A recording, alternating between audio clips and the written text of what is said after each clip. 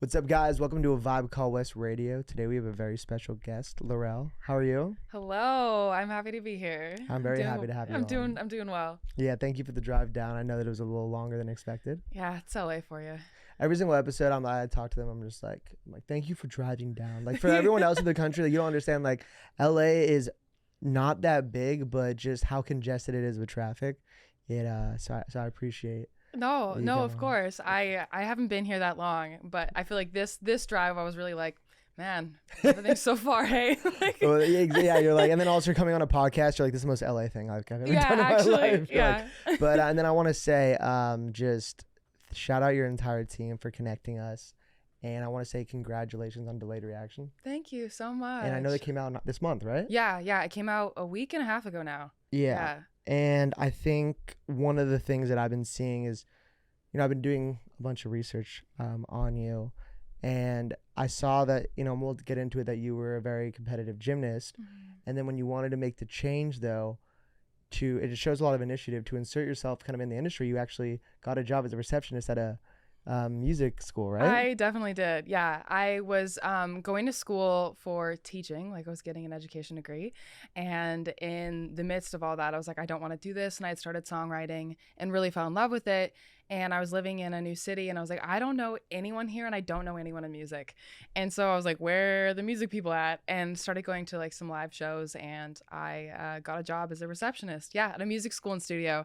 And it was so crazy. But because of that decision, I ended up meeting one of my best friends who also got a job at that school to be a receptionist, and we co-write together. We've done a lot of music videos together. Like she's been a big part of all of this. So. What's her name?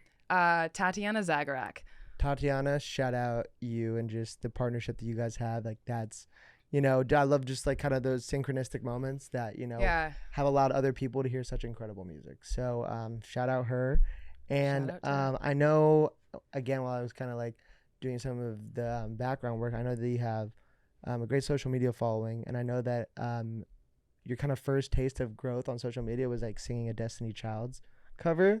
Oh, how do you know that? That's amazing. Yeah, I saw that. And that's like crazy because like that you're getting introduced to a whole new audience. How did that feel in that moment? Yeah, that was back when Instagram was doing like 6 or 15-second videos. I thought that was buried. That's amazing. I love that you found that. Yeah, that was in the beginning of all of it. Like I don't even think I had released any of my own music yet. I wasn't even thinking about it. I just wanted to like dip my toes in the water and be like, can I do people and is anyone interested? And I started playing guitar and posting these little covers, and honestly that was the beginning of all of it. I had posted that video, and that was back at the time where there was these accounts that would like repost your video, and it was like singers only, or like, and they had reposted it, and they had 1 million followers at the time. That's so sick. Yeah, and that was when everyone was growing like a lot. And so from there, I'm pretty sure I went from like 500 followers to like 8,000 in a couple of days. It was crazy. That's amazing. Yeah. It's just like to have also like so young in your career that validation of being like, oh, people like this. Like that's all the kind of wind in your sails that you need sometimes. Definitely. To go to that next level. So I'm happy that you had that moment and it's gotten you to this point. And I want to again like shout out your team. I know I was talking with Ethan over email. Mm-hmm. Seems like a very great guy. Ethan's wonderful. And then also I believe it's Sarah. Yeah. So everyone was connecting it. So I just want to say shout out to all of you guys for allowing us to talk right now. And so guys, I'm just gonna give a really quick breakdown of the show for the new and the old listeners. So prior to Laur Elle coming on, I asked what her favorite album or what album she would kind of like to discuss. I don't give them a lot of information. So the album that she gave me was What Could Possibly Go Wrong by Dominic Fike. What I did then is I went on Spotify. I seeded the songs based on total number of streams, 1 through 8, and I put it into a tournament bracket. So now while I'm interviewing and getting to know Laur Elle, I'm going to have her figure out what the best song on this album is. Does it sound good to you? Sounds good to me. Awesome. So let's dive right in with the first 2 matchups. So again, seeded it on popularity. So number 1, Why versus Double Negative Skeleton Milkshake. Which song do you think resonates with you more? I'm going to have to go with Why. It's the one, I play that song quite often. Mm-hmm. Yeah. What do you like about it? That's a very good question. It feels good. It's like one of those songs you can put on in any mood, and it fits. And honestly, it's just got this like driving energy. I love on this record how like so much of it is like introspective but not deep. It doesn't take itself too seriously, and so it's Yeah, I think there's like a lot of power when, again, it's like not taking yourself too seriously, and it can just act as an escape and just entertainment. And it's great. And the reason why I ask, because it's always, I know the listeners always love why musicians like certain songs. So when I ask that, it's just, you know, you have a mind for it. So awesome. Why is going to be moving on. Let's go to the next one. 2 versus 7, which is Superstar Shit versus 10 Times Stronger. Superstar Shit. Okay. I was actually listening to that song on the way here today. Love that. And I was feeling it. So break down what, okay, so let's this is great then. What was the emotion that you're feeling when you're listening to it in the car? Superstar Shit to me has this like, what am I doing with my life? And I kind of want to like lock myself in my room for a little while to figure it out feeling. And I've been like, the record's been out, and there's just been like a lot of like moving parts. And I think sometimes I just like have that feeling. So I definitely resonated with that one today. It's the best when you can relate your own experience. Yeah. We're actually going to get into that a little bit later. So awesome, guys. You're getting a taste of how it's going to go. So we have Why and Superstar Shit. Moving on to the next round. I'm now going to ask some questions that I came with before you came on. If you see me looking down, I promise it's just because I care and I did my research. Of course. I'm not trying to ignore you. So I know that you were born in Oklahoma, moved 15 times, and then ended up in Alberta, Canada, where you blossomed into a gymnastics star. I know, though, that you retired after an injury at 16, and you cited that it was a true gut feeling to quit at that moment after hearing about the surgery. Can you expand upon how important the moment was for you, and has your gut spoken to you with regards to any of the decisions you made in your music career? Ooh, very good question. I feel like that first like listening to my gut moment helped me like be more in tune with like what a decision like that feels like for the future. I needed to leave that sport for so many reasons, and it also like allowed me to experience like a loss of identity and a finding one again. So like I'm really grateful for that. And honestly, like even with this move down here and with this record and like so many of these big decisions, I've had that questioning of like what am I doing, and like there's always signs. There's always signs if you pay attention to them. And I think that initial one happening at such a young age like really made me, I guess, look outside of myself for those things. Look outside and inside, definitely. And so, yeah, I even with music and like this big move, there's been so many like just strange signs where I'm like, how did that happen? How did that happen? Like that only happened because it was meant to. And even with like you bringing up that like very first cover, that was right when I was so hesitant and like, should I even put out music? And I was like, I'm just gonna put this cover out. And for that to happen right away, I was like, okay. That's all you needed. It's all right. Sun. Yeah. Amazing. That was a great answer. One of the things that you said that was so interesting, and I think is so true for athletes, is the shift in identity, which is like you've been this for so long, then you don't know what you are, and then you find something new. And I know athletes a lot of times after they retire probably feel that immensely. Have you found that the gymnastics version of Laur Elle is similar to the artist one, or are they very different? I think they're both a little masochistic. Okay, you expand upon that, Yeah, of course.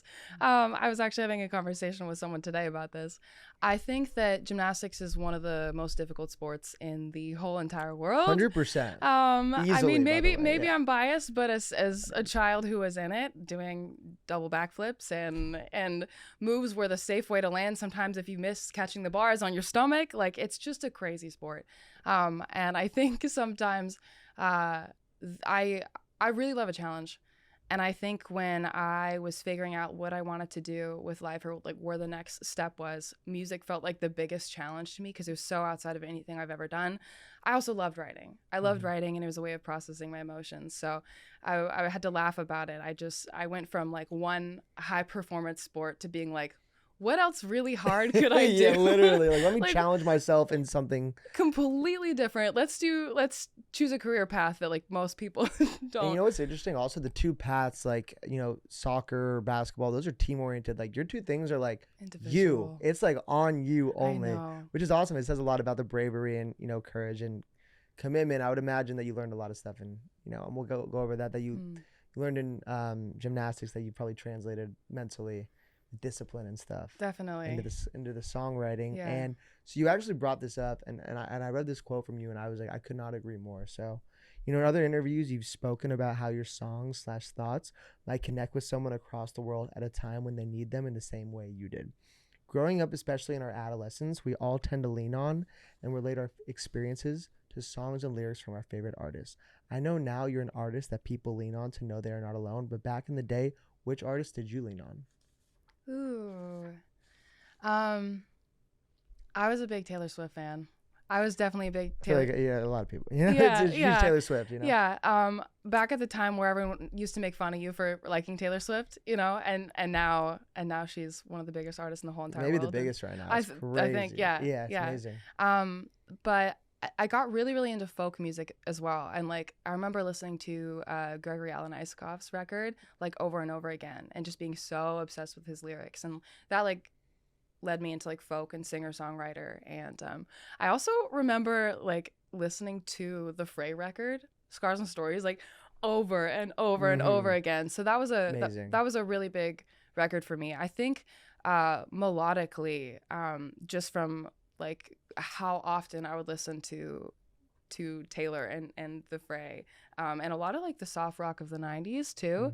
Melodically, I think I sit in that realm quite often. I'll be in writing sessions, writing for other people, not even thinking, and feel like people bring up this association of those melodies. So I love that. Yeah, I know you also like the 1975 too. I love the 1975. Yeah, and I feel like that they're pretty amazing as well. I know I asked that because when I was a kid, I feel like, again, kind of like, you know, shout out my sister, she loves Taylor Swift. So Chandler, when you see this, there's another Swiftie. But for me, it was Kid Cudi. And I think like a lot of people in our generation, like either if it's, you know, Taylor Swift or it's Kid Cudi, like those two are like very big on that. And I know as artists today, it's like when you have someone say that they're connecting with you, it's an amazing feeling. Which I would imagine that you love that feeling as well. Oh, definitely. Yeah. I because I started releasing music in the middle of the pandemic, a lot of that response that I was getting was online. And that was interesting. It was hard to feel that actual connection, because there's a wall and it's just words, and it's hard to be like, this is an actual person with actual thoughts saying this thing to me, and it's not just something I'm reading. But it wasn't until I went on tour with Bill Murray that I was meeting people who had been listening to my music or had just found me, and them talking to me about how much my music meant. I think it was the first time that I was really like, oh, I'm doing this for real. Like it's hitting people. So I mean, like, literally socially distanced, and then like you're able to have that interaction in person. Like that's very powerful. So I'm happy you had that. And you know, kind of as I said in the beginning, guys, I know that you just released your record, Delayed Reaction. Yes. You described it as an emotional road trip that mirrors your real life experience, packing up and moving from Canada to LA after a breakup. I want to ask, I know that you've, and I know we've been talking about this, do you view the songwriting process as healing and cathartic? And is there a transition with your relationships with songs after it's been released to the public? For example, I feel like I listen to my songs thousands of times before they're released, and the minute that they're released, I'm like, I don't really listen to them. Do you agree with that sentiment? So much. Yeah.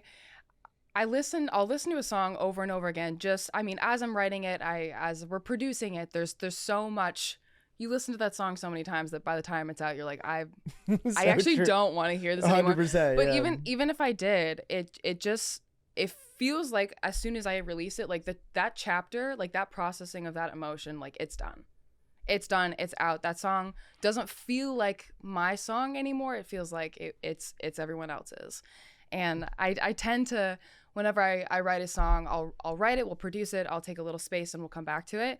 And it gives me like a new perspective on the song. And I think before it's released, I'll listen to it like in different circumstances. So like I'll listen to it in the car, I'll listen to it while I'm running, I'll pretend that I'm my mom hearing it for the first time. And totally. And it's like all of these different perspectives on it. And then when it's released, it's just it's gone from my brain. It's out. Literally. You know, it's so funny I bring that up because Joba, do you like Brockhampton at all? Do you know Brockhampton? So one of the artists on there, Joba, said the exact same thing. I remember him saying that, and I was like, oh my God, like I'm not alone. I do the exact same thing. So I wanted to ask that. And it seems like, is songwriting like the physical, Because I know that I read that you love to create the melodies. Do you Mm-hmm.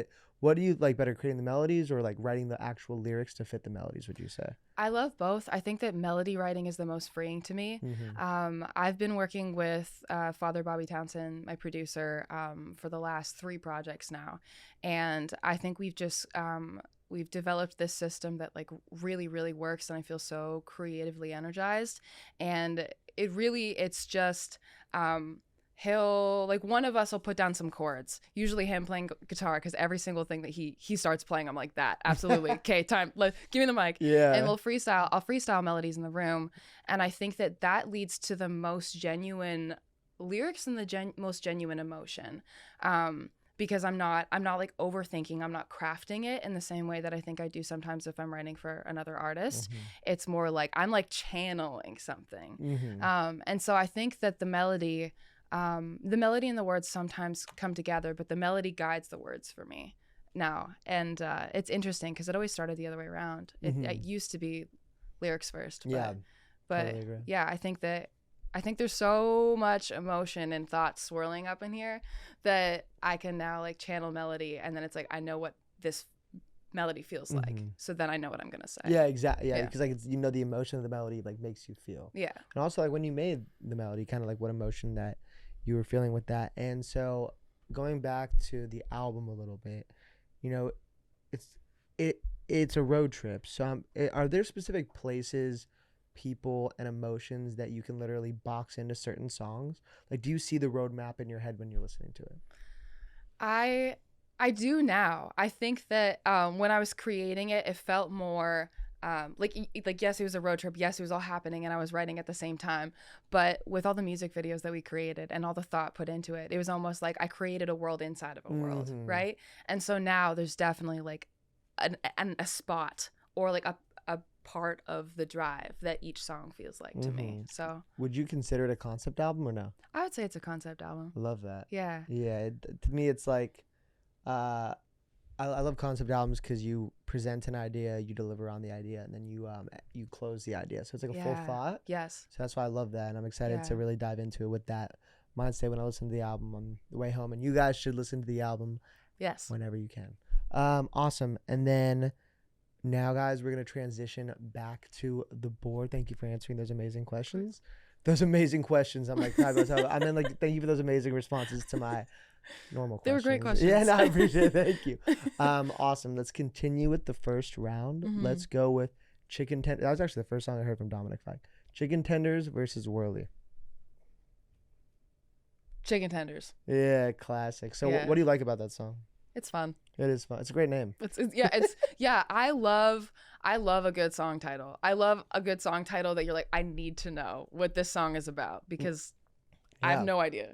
Literally, exactly. It could be anything. It could be munchies. It could be just food for thought. Yeah, 100%. So Chicken Tenders that was the first one I heard. I remember someone, one of my friends that lived in Jacksonville. I think he's from Jacksonville, and she was like, shout out Elise. I don't know if you're watching this, but she was like, she's my friend. She was like, I know you make music, and there's this artist from Jacksonville that I think is gonna be really big. Yeah. And I listened to it, and I was like, this is pretty dope. And then boom, he like blew up out of nowhere. So shout out Dominic Fike and Elise. Finally, to end the first round, let's do between Vampire versus Politics and Violence. Politics and Violence is really good, but Vampire takes it. Wow, so this was a close one for you. Yeah, it takes it. Like Vampire, I feel like it was one of the singles on the record. Politics and Violence is really cool production-wise, and it's interesting. But to me, Vampire is like the song I put on all the time, and I just like it makes me feel good. Exactly. Yeah, and it's your bracket. You know what I mean? This is like it's supposed to be subjective, and but I love that. So to you, it was like the replay value of Vampire kind of put it over the top. Would you say? Yeah. Okay. I mean that makes sense. So, awesome, guys. So we have the first round done with Why, Vampire, Superstar Shit, and Chicken Tenders. Now I want to transition back to some questions. All right. So, because of both your musical and your athletic background, you've had both the emotions of being in front of a crowd, but in wildly different arenas. How does the nerves of performing in a gymnastics competition compared to the butterflies before a big show? There's been so many situations where I've gone to perform because I haven't performed that much. I had only performed a handful of times before I ended up on tour. Oh, wow. And that's a lot. Yeah. And I think the the first room that we played to was around like 400 people, and we all have imposter syndrome, but like definitely in that situation, I was like, what am I doing here? But I am so grateful for my experience in gymnastics, learning how to calm the nerves, how to like channel focus, how to bring myself back into my body, how to like think about like what's real versus what's not real. And I think that competing in gymnastics was so stressful that whenever I go to perform on stage, my brain goes like, we're just singing. Yeah. The songs are already written. We're just going out there. It's we're gonna sing them, and we're gonna have the best time, and we're gonna channel the emotion, and we're just gonna be present. And like, if that's all I have to do, you know, at least initially, because I feel like as soon as you get past the initial, like you're walking out there, you're about to sing, then the crowd's there for you, and then they're excited to see you, and then there's this like feeding off each other energy, you know. But just to get to that initial point, gymnastics has helped me so much. I mean, I wish, yeah, it's like seriously, I wish I had, like, that's a incredible crutch to lean on. And like, it's so true. The last 5 minutes before I'm performing, it's like performing is always the worst, and then like when you're on stage, you're like, this is amazing. Yeah. And like you're fully you know, ingrained in the experience, which is awesome. And I kind of want to now go a little bit more specific with a comparison. So what was more nerve-wracking for you? Was it walking out to an apparatus for a gymnastics championship round, or singing the Canadian national anthem at the Blazers hockey game? Oh my gosh, that's such a good one. I think gymnastics will always take the cake for me, just because there's injury possible. Yeah, you know exactly. what I mean? Like, yeah. With that sport, it's like not only are you wanting to do the skills to the best of your ability, but like when you're shaking, when you're nervous, there's this like added like level of like fear and stress for like safety too. So I think that will always be scarier to me, but singing the national anthem was terrifying. I found out that day. Oh wow, so you're not, no, I found out. Is that better or worse though? Because like you might be, I think it might have been better. Yeah, I think it might have been better because I didn't have time to like really stress and think about it. But it was actually my brother's idea, because my dad is the coach of like the Blazers, and so we were there, and my brother and I were driving around, and he was like, you should sing tonight. And that's I was like, so sick. yeah, and I was like, I don't know about that. Like I was so nervous, and he called my dad in the car, and he's like, what? Like, could we make this happen? And I'd never even thought to ask, or never thought that would happen, and it was so fun. It was so awesome. cool. Yeah. Were you just visiting, and like I was just visiting. I was visiting my whole family. And what's your brother's name? Connor. Shout out Connor. That's awesome. Thank you Shout out for Connor. putting that moment together. Yeah, definitely. That's a good, truly. I mean, like, yeah, like to not only like, it's like also like, there's a lot of pride when you're singing the national anthem of your country. Yeah. You know. Yeah, and for my dad's team. It was seriously, so like, cool. that's like, it's amazing. Yeah. Beautiful. Like, it's like there's so many layers to it. It felt full circle. Like I grew up like in a very athletic family. He was always the hockey coach, and I was the gymnast, and to like now like switch into something else, but still like come back to like be a part of something with him was really special. So. Yeah, he must have loved that. I mean, like that's a parent's dream. Yeah. You're also sharing that arena together, so you know, shout out that entire experience. Yeah, it was great. Awesome. So now let's go back to the board and figure out the semifinals. Look, we're going to a sports arena right now. I brought it into a sports arena for you, so yes, we're keeping it on familiar. Yeah, familiar. Exactly. So now let's do. It's only gonna get tougher. Let's do Y versus Vampire. Oh no. I know it's like the Wings and Hot Ones. Like the premise is it gets harder. It gets harder. Why? It's gonna be why. But why? Oh. I don't know why. Yeah, I know. Just like it's like a gut feeling, right? It was a gut feeling. Like, we're going back to the gut feeling. Going back to the gut feeling. You gotta, especially with music, it's very it's like it's supposed to be like emotional. Like you should have that connection with it. Yeah. But okay, shout out Y is crushing it right now. The 1 seed. I love this. Awesome. Now let's go to the other side, everyone. We're gonna be doing superstar shit versus chicken tenders. Chicken tenders today, because 3 is my lucky number, and I couldn't decide, and I looked at it and I was like, it's number 3, let's go. I think that's the first of I would call West where a lucky number's been chosen. I love that. Yeah. That's sick. Also, it's again great name for a song. It's so good. Like completely shout out Dominic Fike. Like we're talking about it. You did it. You did it. We're talking about the title of a song, which is awesome. Yeah. Okay, guys. So we've been talking about one incredible album. We've actually been talking about two delayed reactions. So now, really quick, whenever a very talented artist comes on the show, I want to give him a space to perform something. So, Laura, are you good with kind of singing something for us? Yeah, definitely. She's gonna be doing the Canadian national anthem. No, so she brought her guitar. So we're gonna transition to that really quickly. Love. Awesome. So we're gonna transition right now into whatever song you want to play. Okay. And I was talking with Laur Elle off, and I was just like, did you always know? Like, do people know that you had a great voice growing up? She was like, no, I had no idea. I didn't even sing. And I was like, what the? I'm like, well, you're gonna hear her sing, and that's what you're gonna have the same reaction as me. So please go whenever you're ready. Thank you.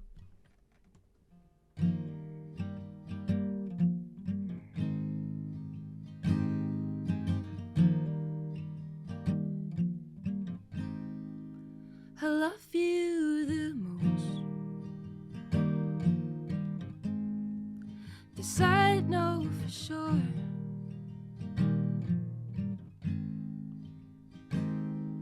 So when did we stop saying bye when we walked out the door? A good morning, babe. Just 5 more minutes, please. I don't know what I'd do if you weren't waking up next to me.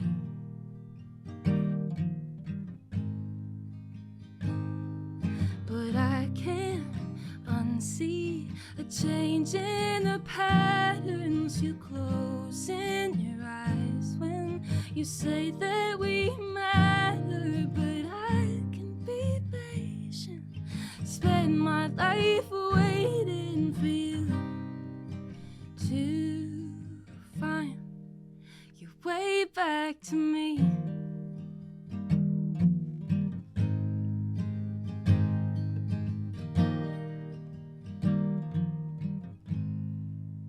I'm just a ghost. I'd pay any price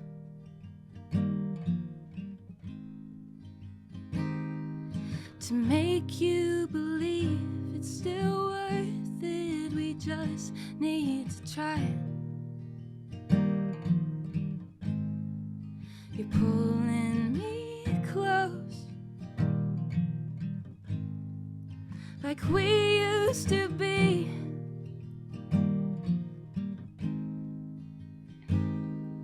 But you've had the thought and you can't shake it off when you sleep.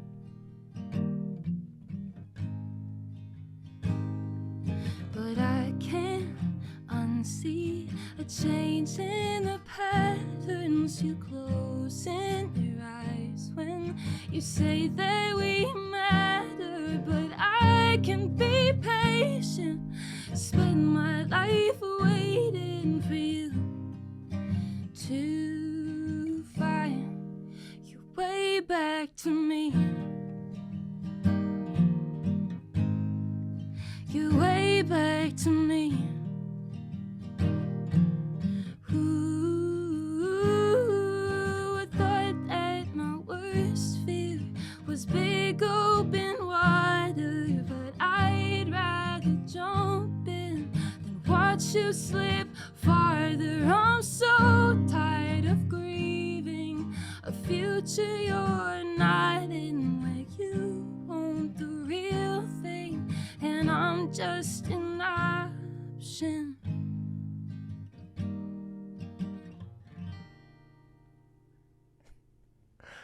Oh, first of all, everyone, I want to look at this camera. This is my looking camera.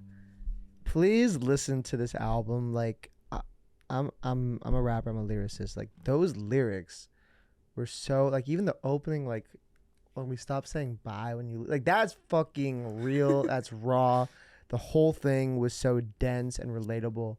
I would imagine everyone listening to that has felt that emotion. Incredible job.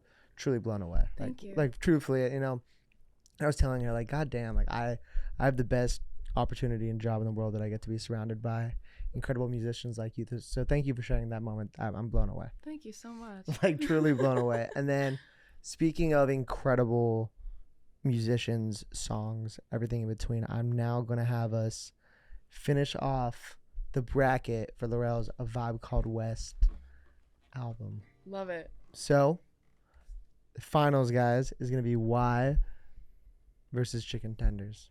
You ready? Yeah. Do you know the answer? I do know the answer.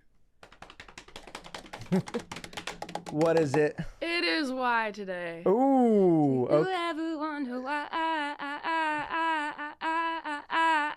It's so good. So if a song makes you instantly sing, I think that's the winner. Yeah. Like yeah, that, it's the winner. like that to me made so much sense. So it was amazing meeting you and getting to well. like, thank you for coming on here. Nice. So Why is the winner. Most importantly though, guys, please listen to her new album. Laur Elle, where could they find you?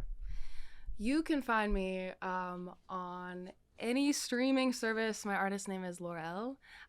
You can find me on Instagram, on TikTok. I go by I am Laur Elle on both of those. And yeah, hit me up. Send me a DM. I talk to everybody. Is there? That's the best way to cultivate a real fan base. Is there anything that you want to plug? Anything you're working on? I at the moment am just currently enjoying the fact that I put out my first full-length album. It's been a week and a half, so it's just been really, really amazing to and sit here and soak up the responses from the record. I'm hopefully touring in early next year. We got lots of things in the works. We're talking with some people, so Amazing. We're gonna make it happen. Guys, everyone in between, please listen to Delayed Reaction. That was the outro that you just heard, and if that's just a small taste of it, please give it its full respect and flowers. Awesome, guys. So we're going to put all of Laur Elle's socials, as always, in the bio. Thank you guys for stopping by. Vibe Call West Radio, done.